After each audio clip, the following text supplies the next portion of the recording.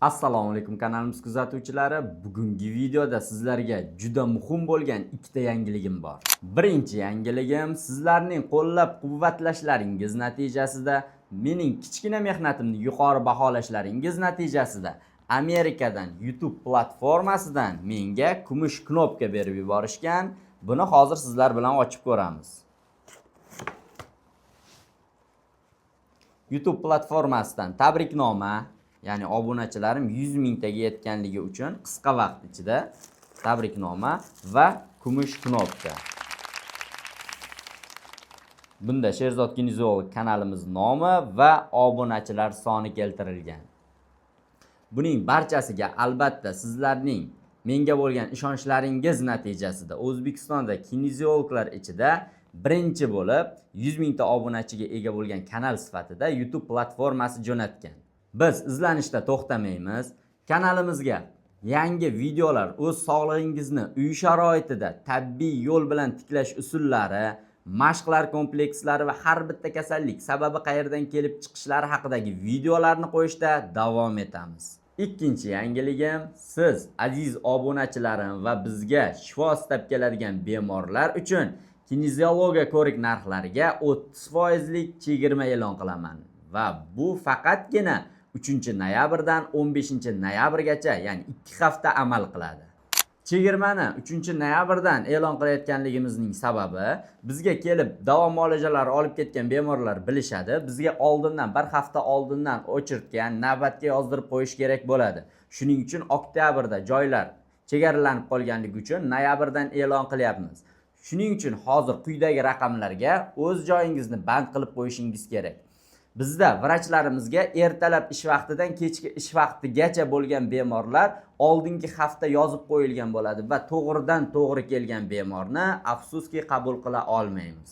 Kanalga har kuni yangi obunachilar qo'shilmoqda. Shu kumush knopka kelguncha ham 10 kun davomida qariyb 20 mingta yangi obunachi qo'shildi. Yangi qo'shilganlar uchun, ya'ni yangi videoni ko'rib turganlar uchun, kinesiologiyadan xabar yo'qlar uchun qisqacha ma'lumot berib o'taman. Kinesiologiyada asosan suyak yemirilishi, bu yelkada bo'lishi mumkin, tizza, chanoqson bo'g'imidagi yemirilishlar, umurtqa pog'onasidagi kasalliklar, grija, protruziya, osteoxondroz, qad-qomat buzilishlari, skolioz, lardoz, kifoz kabi kasalliklar, bosh og'rig'i, bosh aylanishi, qon bosimining bo'yinga bog'liq holatda oshishi, insultdan keyingi holatlar, sport travmalari va operatsiyadan keyingi reabilitatsiyalarda, oyoq-qo'l muzlashi, uvishishi, uyquning buzilishi kabi kasalliklarda davo muolajalari olib boriladi. Juda ko'pchilik bemorlardan tushadigan savol, bu tabiiy savol hisoblanadi. Kinesiologiya O'zbekistonga yangi kirib keldi va juda tezlik bilan rivojlanmoqda. Bu kinesiologiyada qanaqa davolanadi? Klassik, ya'ni o'zimiz tibbiyotdan farqli ravishda davolanganligi uchun ko'pchilik tushunishmaydi.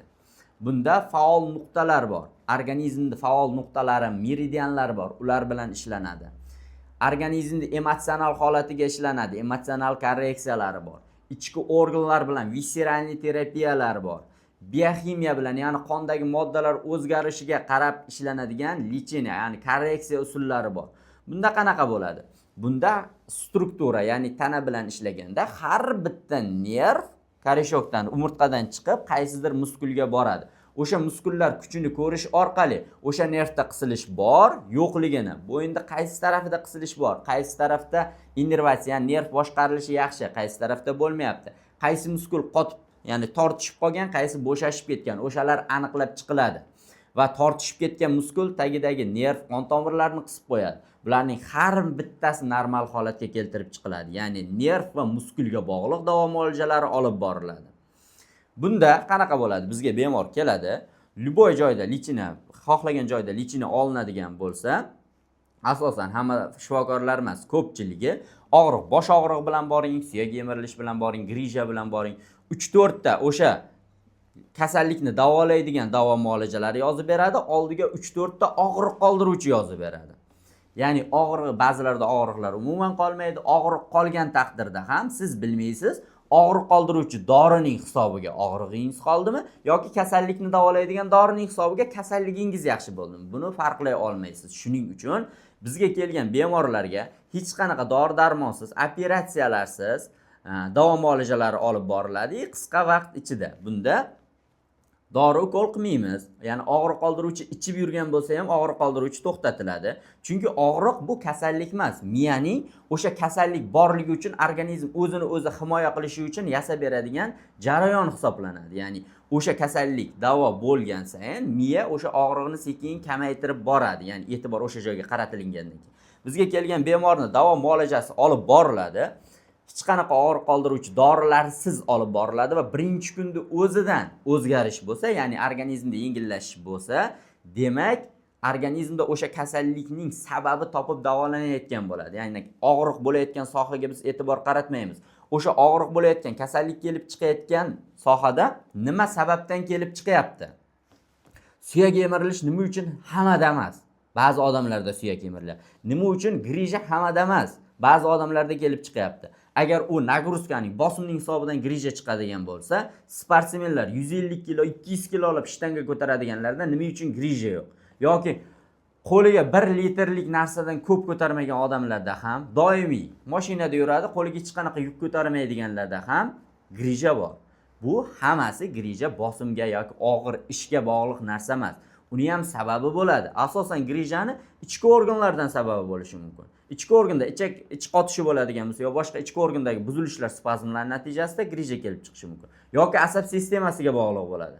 Asabiy odamlarda, ya'ni asab sistemasida muammo bor, ko'p siqiladigan odamlarda grija ko'p uchraydi va ularda grijani davolash ham aynan grijaning o'ziga e'tibor berib davolanadigan bo'lsa, juda tez qaytalab qoladi. Daj operatsiya qilib olib tashlansa ham darrov joyidan qaytib chiqadi.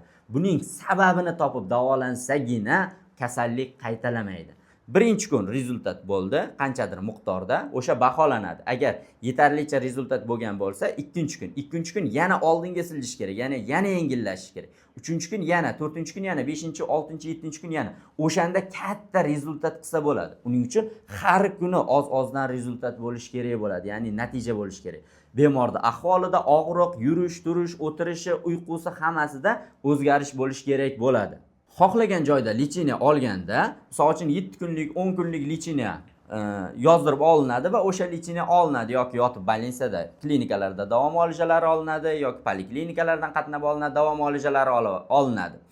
Bunda rezultat mana 7 kunlik, 10 kunlik, 5 kunlik davo muolajasini olgandan keyin natija bo'ldi yoki bo'lmadi deyiladi. Ma'lum bir odamlarda natija bo'ladi, ma'lumlarda bo'lmaydi. Birorta tibbiyot sohasida, kinezologiyada ham 100% kasallikni davolab beraman degan tibbiyot sohasi yo'q. Shuning uchun bizda nima qilinadi?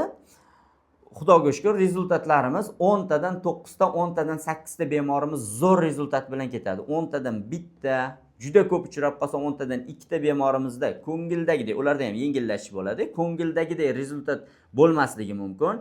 Sababi bitta joydagi og'riq bilan kelganligi bilan u infeksiyaga bog'liq bo'lishi mumkin, virusga bog'liq bo'lishi mumkin. Ya'ni chuqur tekshiruvlar o'tkazilmagan bo'lsa, unda rezultat yaxshi bo'lmaydi. O'sha bemorni ham o'ylab, ya'ni 7 kunlik, 6 kunlik moliyaviy tarafini, vaqtini bekorga sarflamaslik uchun, vrachlarni, ya'ni biz o'zimizning shifokorlarning ham vaqti bekor ketmasligi uchun birinchi kuni ko'ramiz. Yetarlicha, ya'ni kinezologik tarafdan hamma joyi ko'rib chiqiladi. Polniy sochib ko'rib chiqiladi. Hamma joy tekshiriladi. Birinchi kunda o'zida hech qanaqa yengillash bo'lmayaptimi? Bemorga javob berib yuboriladi. Demak, infeksiya maslahat berib, ya'ni tekshirish davomida aniq bo'ladi, maslahat berib javob berib yuboriladi. Mana shu yo'nalishga borishingiz kerak deb. Infeksiya bo'lishi mumkin, virus bo'lishi mumkin, tuberkulyoz bo'lishi mumkin, aytib bo'lmaydi. Xohlagan narsa chiqishi mumkin har qanday kasallikda. Demak, biz birinchi kunda o'zida hamma joyini ko'rib chiqdik. Bemorda yengillash bo'lmayaptimi? U 30 yillik kasallik bo'ladimi, 40 yillikmi, ozgina bo'lsa ham yengillash bo'lishi kerak. Yengillash bo'lmayaptimi? Demak, bizning soha emas. O'sha ko'z bilan ko'rib, qo'l bilan ushlab aniqlab bo'lmaydigan qanaqadir tashxislar bor. Maslahat berib jo'natiladi. Ya'ni 6 kun, 7 kun vaqtini olinmaydi. Kanalga yangi qo'shilganlar uchun kanalga obuna bo'lishni unutmang. Quyidagi raqamlarga hoziroq telefon qilib, joylaringizni band qilib qo'ying. Joylar soni cheklangan.